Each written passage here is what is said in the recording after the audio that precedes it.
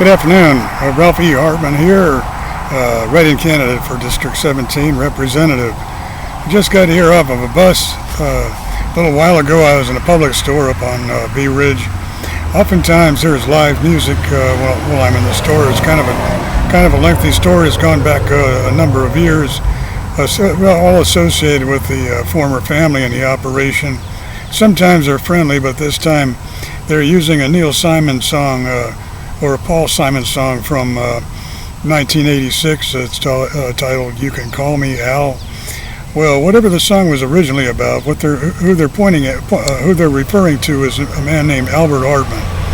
He's about 90 years old now.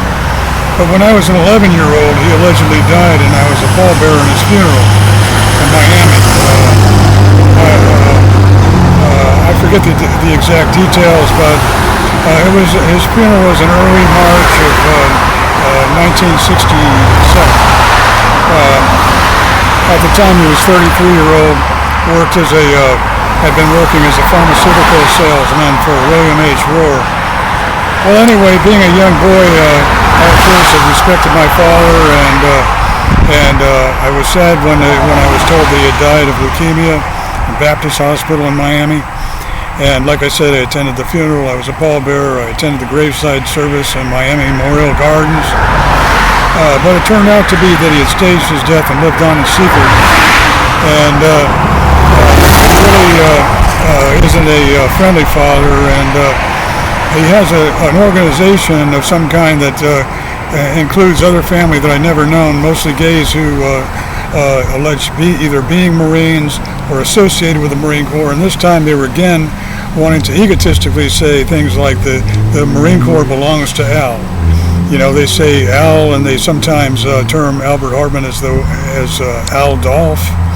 And I just wanted to say this publicly, that I don't agree about them at all. As I was leaving Publix, the particular tune continued outside, followed in some of the way in the sound of a bus as I rode. And they act like they're being friendly, but they did something to me very young in life, and they basically forced me to always have to be, out on the road even, And I remember one time Albert Hartman got into a confusion that I was experiencing a lot of years ago, saying that he isn't allowed to help anyone that he's done something to, but he of course didn't explain exactly. But they say that they had something done into my head back in Salt Lake City when I was a baby, actually. That some of them like to try and say hematoma about even now when I'm 68. And from what I understand is that relatives I don't know from Salt Lake, Nebraska, etc., gays that insist that Albert Hartman installed something in that I was supposed to also grow up to be a gay, that they believe that there is something about me that is their personal property, and that now that I'm older, that they're resenting that I'm getting Social Security, and they wanted to interfere and try to get me taken to where they are. But I don't agree about that, and there's a lot of reports in progress. It could be that I don't like to say any rumors or whatever, but the allegation is that Albert Hartman is actually a murderer.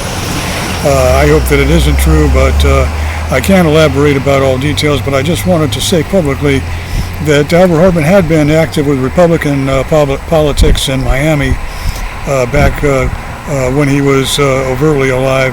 I don't know what his orientation has been since, but anyway, he's somebody that I'm seeking help against, and I hope everyone's having a good day. And instead of the corrupt Armageddon threats and corrupt Trinity's Al's or Trinity's Dad's threats, I hope everyone's going to be all right. Have a peaceful weekend.